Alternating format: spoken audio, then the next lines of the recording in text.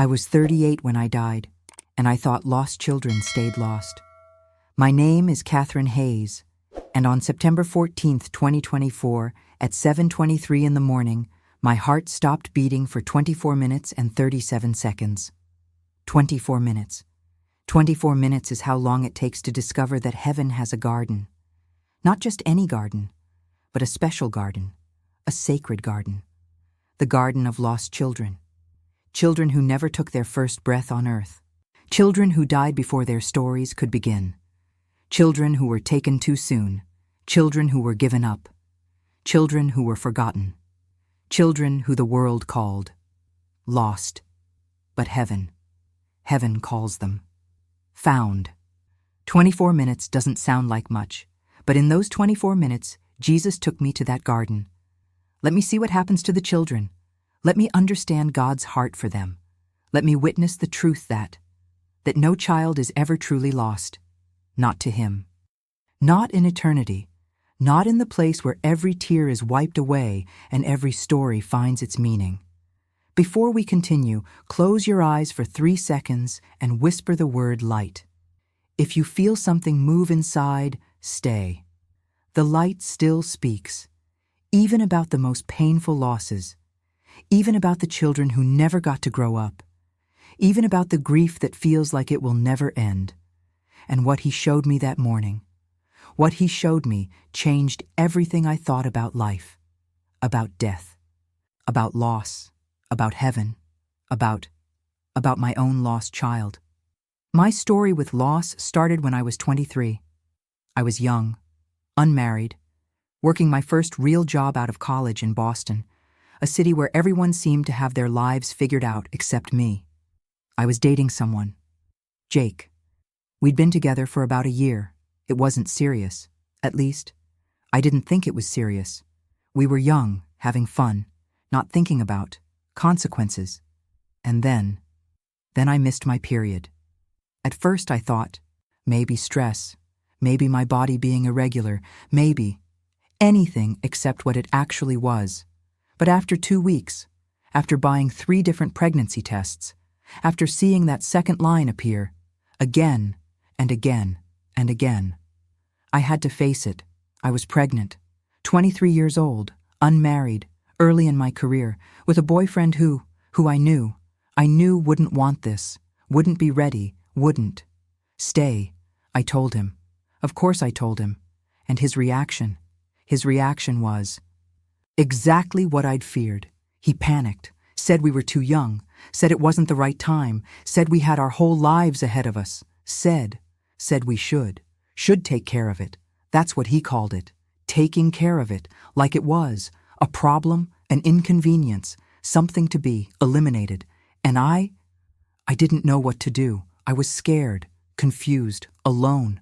My parents were conservative, religious, would-be, devastated, ashamed, angry. I couldn't tell them. My friends, they were all career-focused, child-free, would judge me for even considering keeping it. I felt trapped, like there was no good option, no right choice, just pressure from every direction. I made the appointment, went to the clinic, sat in the waiting room, filled out the paperwork, and the whole time something inside me was screaming, saying no, saying don't, saying this is wrong. But I didn't listen, told myself I was being smart, practical, responsible, that I couldn't have a baby right now, couldn't handle it, couldn't do it. The procedure was quick, clinical, efficient, and when it was over, when I walked out, I was no longer pregnant. Problem solved. Life could go back to normal, except it didn't. The guilt hit me, immediately, crushing guilt, like I'd done something unforgivable, irreversible, final. I'd ended a life, my child's life, and I could never take it back, never undo it, never meet that child, know that child, love that child.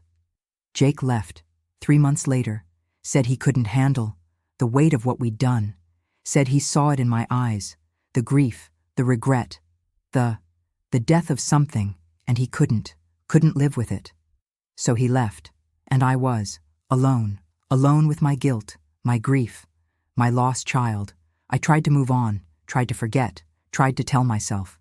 It was just cells, tissue, not really, a baby, not really, a person. That's what they'd told me. That's what I'd wanted to believe. But I couldn't make myself believe it, because I knew, deep down I knew, it had been, a life, my child, and I'd chosen to end it. The years passed, I dated, got married eventually, to Michael, good man, kind man, who knew about my past, about what I'd done, and loved me. Anyway, we tried to have children, tried for years, and we couldn't. Infertility, unexplained infertility, the doctors said there was no medical reason. No explanation for why I couldn't get pregnant, but I knew why. I'd rejected the child God had given me, and now he was withholding as punishment, as consequence, as justice. That's what I believed. Deep in my soul, I believed. I deserved this, deserved the emptiness, the loss, the inability to have what I'd thrown away. We tried adoption, fostering, every option, and doors kept closing, applications denied, home studies failed, matches fell through. It was like the universe was confirming what I already knew I didn't deserve. Children didn't deserve to be a mother, because I'd killed the one child I'd been given. The grief became everything, consumed me, defined me. I went to therapy, multiple therapists. They helped. Some gave me tools, coping mechanisms, but they couldn't take away the fundamental truth. I'd ended a life, my child's life, and that could never be undone, fixed, redeemed. I went to church, heard about forgiveness, about grace, about God's mercy, and I wanted to believe, wanted to think that maybe I could be forgiven, but I couldn't forgive myself, couldn't accept that God could forgive something so unforgivable. So I lived. For 15 years, I lived with the weight, the guilt, the grief, the loss of a child I never knew, never held, never named. A child I called, in my private thoughts, in my secret prayers, Grace, because that's what I needed, what I'd rejected, what I'd denied her. Grace, that September morning, I was home. Michael had left for work. I was alone, like I was, so often, alone with my thoughts, my grief, my guilt. I was making coffee, going through motions, another day of existing, not living, just existing. And then I felt it, strange sensation in my chest, not pain, not yet, just pressure, heaviness, like something squeezing. I put down the coffee mug, tried to breathe, but breathing was hard, getting harder. And then the pain, sudden, sharp, crushing, pain. I stumbled, tried to reach my phone, but my legs wouldn't cooperate. I fell, hit the floor, kitchen floor, cold, hard, and the pain was overwhelming. I thought, this is it. This is how I die, alone, on kitchen floor, never having met my child, never having made it right, never having been forgiven. And honestly, I felt relief that it would finally be over. The guilt, the grief, the living with what I'd done, and everything went dark. But dark didn't last. The darkness shifted, changed, and I was somewhere else. I was above, looking down at my body, at myself, lying there, and I understood, without being told. I died. Heart stopped. Life ended. Body failed. But I was still here, still conscious, still. Me. I looked around. The kitchen. Looked different. Could see it. But also, through it. Multiple layers. Physical. And spiritual. And I saw them. Figures, beings, of light, standing, in my kitchen. Angels, I realized. Angels, present, always present, just, never visible, until now. And then I saw him, walking toward me, through walls, through reality, through everything. Jesus, I knew him immediately, not from pictures, but from presence, from the way my soul recognized his. Katherine, he said. My name sounded different, like it carried weight, meaning, history. I've been waiting for this moment, not because I wanted you to die, but because this is the only way I could show you what you've needed to see, to know, to understand. For 15 years, you've carried grief, guilt, shame, for your lost child, for Grace. You've believed she was lost forever, that you'd never see her, never know her, never have chance to love her. But Katherine, she's not lost. She never was. Come with me. I want to show you something that will change everything. He reached out, his hand. I took it, hesitantly, afraid of what he'd show me, where he'd take me, what I'd learn. And we moved through space, through dimension, through layers of reality I didn't know existed. And we arrived somewhere beautiful, more beautiful than anything I'd ever seen.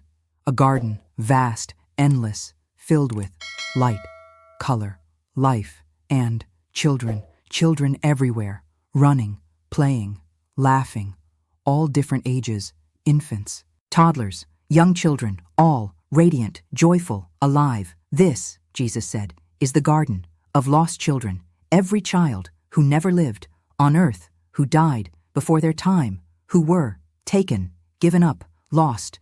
They're here, all here, not lost, but found, cared for, loved, known, welcome home. I stared, unable to process, unable to believe. All these children, these are all. Yes, he said gently, every miscarriage, every stillbirth, every abortion, every infant death, every child who died young, they're all here, all safe, all whole, all loved. But I thought they, if they didn't live, didn't have chance, I thought they were just gone. He shook his head. Life begins at conception, Katherine, not at birth, not when. Heartbeat starts, not when. You can feel movement at conception, when spirit joins with body, when I knit together in secret place. That's when life begins. And that life, that precious life, it doesn't end.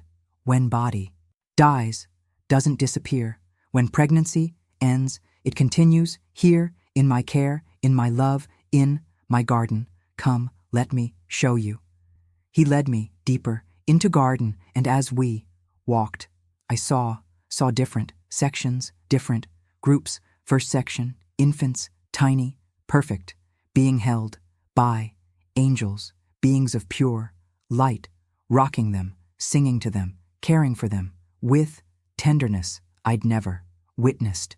These, Jesus said, are the youngest, miscarried, before their mothers knew them, stillborn. Before their parents held them, died, so early that earth never saw them. But I saw them, I knew them, I formed them, and when their time on earth ended, before it began, I received them. Here they're cared for by angels, who love them, who nurture them, who give them everything they would have received from earthly parents, and more. But do they know about their parents, about what happened, why they didn't get to live? He nodded. They know everything. They understand more than you think. They see their parents, pray for them, love them, even from here, and they wait for the day when their parents, who loved me, will join them, and they'll finally meet, finally embrace, finally be family. He showed me another section, older children, toddlers, playing, laughing, full of joy, pure, uncontained joy. These, he said, died young, accidents, illness, violence, circumstances that broke their parents' hearts. But look at them. They're not suffering, not in pain, not traumatized. They're healed, whole, complete, everything. They would have been everything they were meant to be before brokenness touched them. I watched them play, and it was beautiful, but also heartbreaking, thinking of their parents on earth, grieving, missing them, never knowing if they were okay. Their parents, I said, can they know that their children are here, are happy? Some know, he said. Some have faith, trust, belief that their children are with me, are safe, are loved, and that faith brings comfort, peace, hope. But others don't know, don't believe, don't have that assurance, and they grieve without hope, grieve thinking their children are just gone, and that breaks my heart, because their children are right here, waiting, praying for their parents to know me, to trust me, to believe that we'll all be together someday. He led me to another section, and this one made me stop, made my heart seize, made my breath catch, because these children were different, not in appearance, not in joy, but in what I sensed about them. These are the aborted, aren't they? I whispered. Yes, he said quietly. These are the children whose lives were ended by choice, by their mothers, by circumstances, by desperation, fear, pressure, by so many reasons that seemed overwhelming at the time. And I felt shame, crushing shame, wash over me, because my child, my Grace, she was here somewhere in this group. Jesus, I can't face, can't see, can't.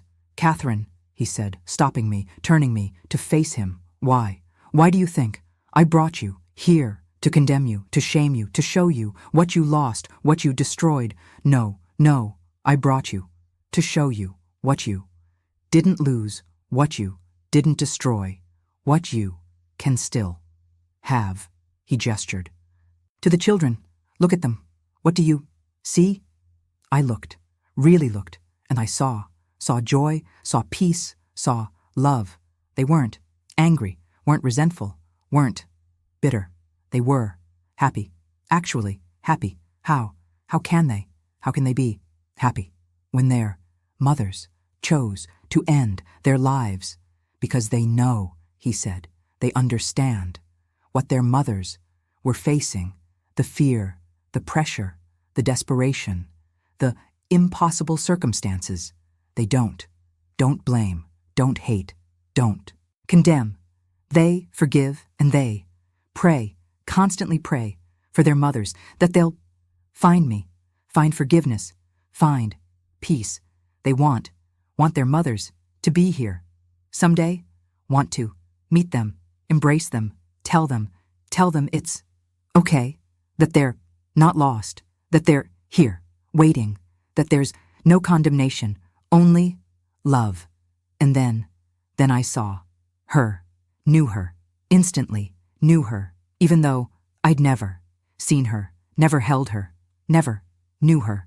Grace, my daughter, she was beautiful, maybe 7 or 8, the age she would be if I'd let her live. She was playing with other children, laughing, radiant, alive, so alive. Grace, I whispered, my baby, my baby.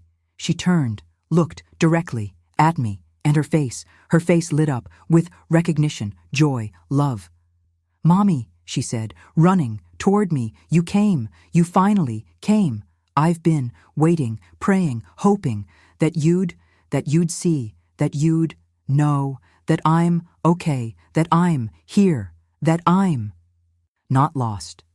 She reached me, and I fell to my knees, sobbing, reaching to touch her, hold her, but afraid she'd disappear. That this was cruel dream, punishment, not reality, but she was real, solid, warm. She wrapped her arms around me, and I felt her, actually felt her, for the first time ever, and the grief, the 15 years of grief, it exploded out of me in sobs that shook my entire being. "I'm sorry," I cried. "I'm so sorry. I was scared.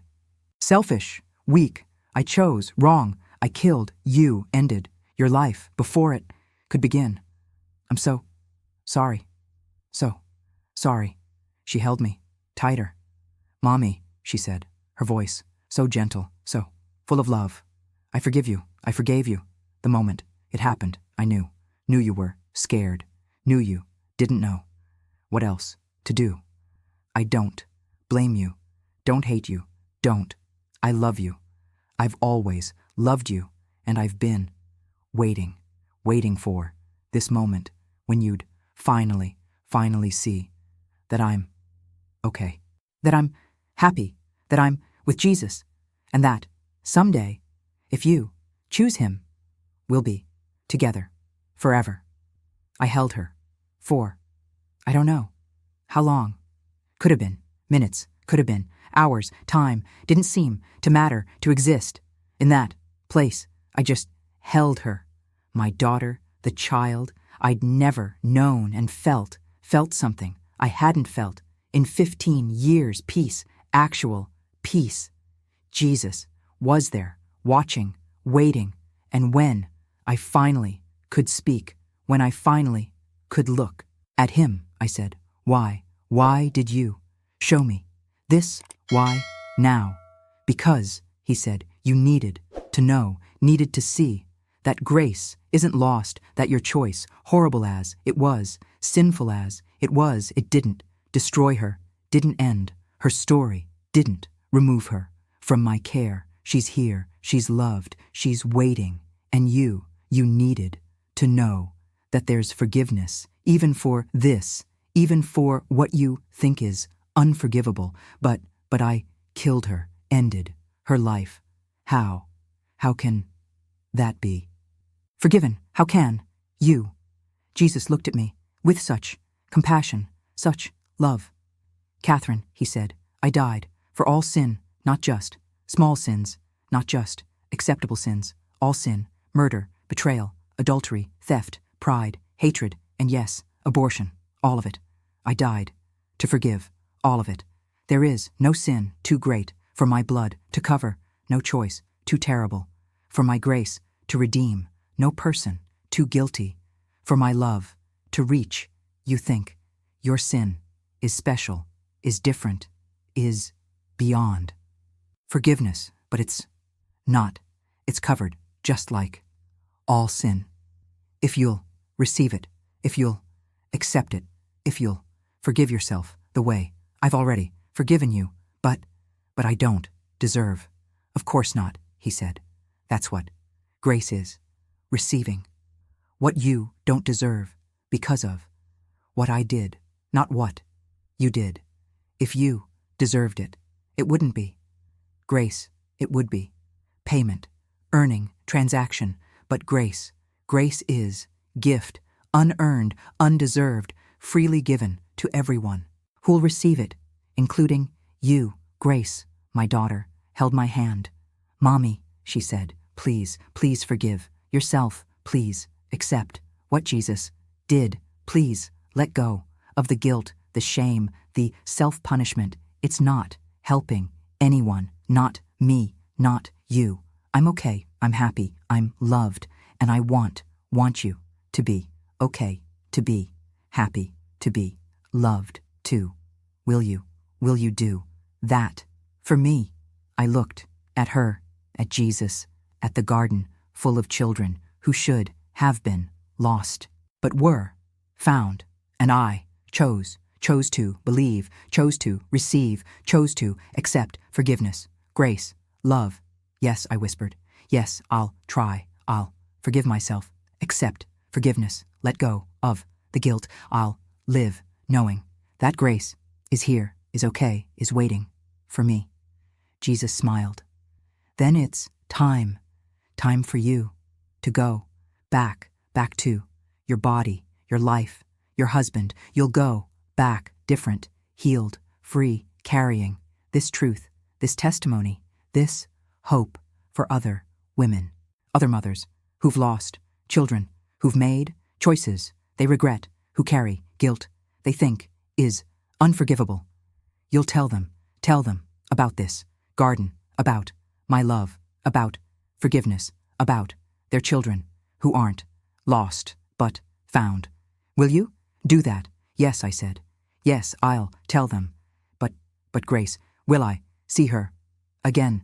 He nodded. When your time comes, when you take your final breath, she'll be here, waiting, and you'll finally be together forever. Grace, my daughter, hugged me one more time. I love you, Mommy, and I'm so proud of you for choosing to live in freedom, in grace, in love. I'll be praying for you every day until we meet again. I held her, memorized her face, her smile, her presence, and then Jesus touched my forehead. Everything went white, then black, then red. With pain, I gasped, choked, coughed, air rushing into lungs. Everything hurt, chest, body, but soul was light, free, healed. I opened eyes. Paramedics, hospital, machines, someone saying 24 minutes. She was gone. How is she alive? I spent 2 weeks in hospital, surgery, recovery. Michael came every day, and I told him everything about dying, about Jesus, about garden, about grace. He cried, said he'd been praying for years, that I'd find peace, find healing, find forgiveness. Said this was answer to prayer.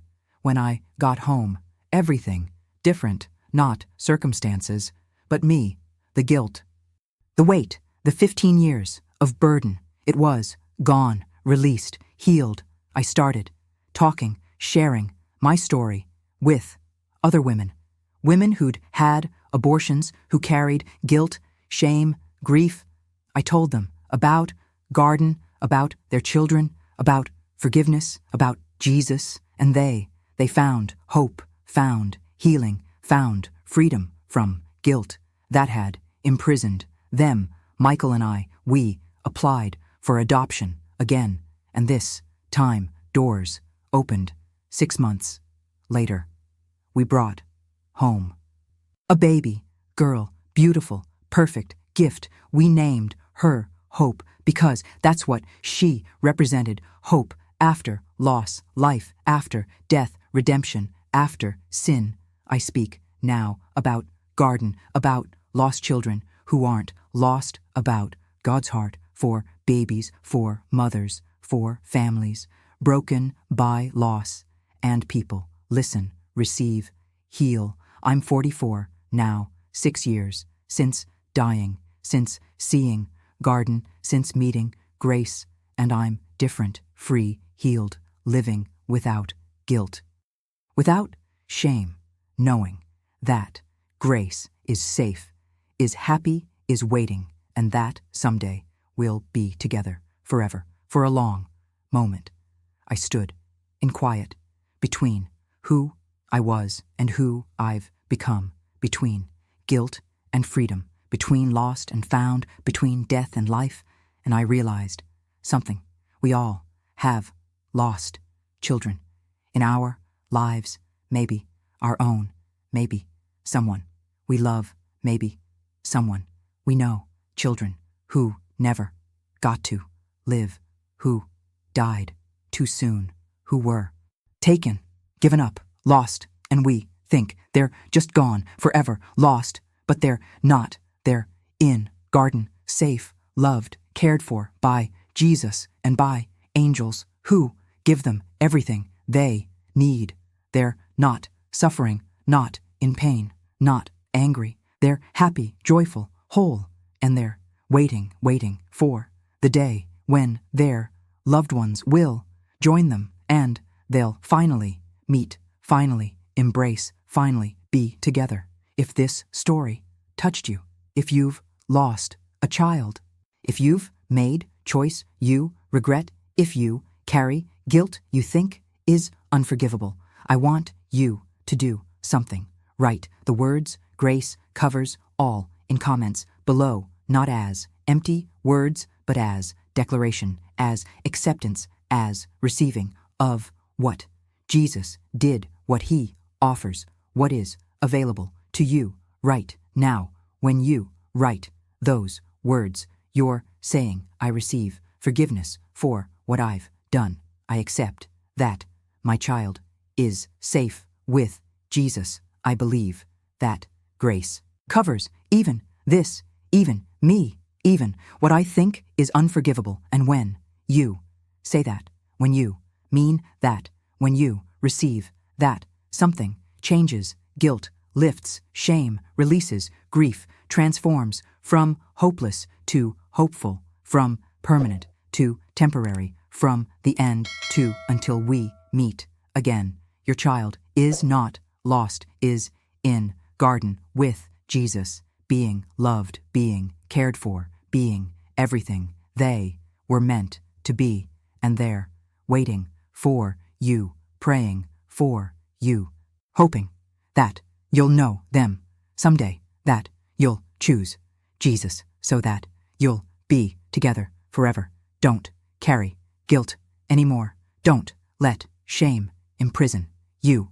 Don't live under weight of what Jesus already paid for. Receive his forgiveness, accept his grace, believe that your child is safe, and live free, finally, completely, permanently free. That's what garden proves. That's what Jesus offers. That's what's available to you. Grace covers all. Even you, even this, even what you think can't be forgiven. Grace covers all.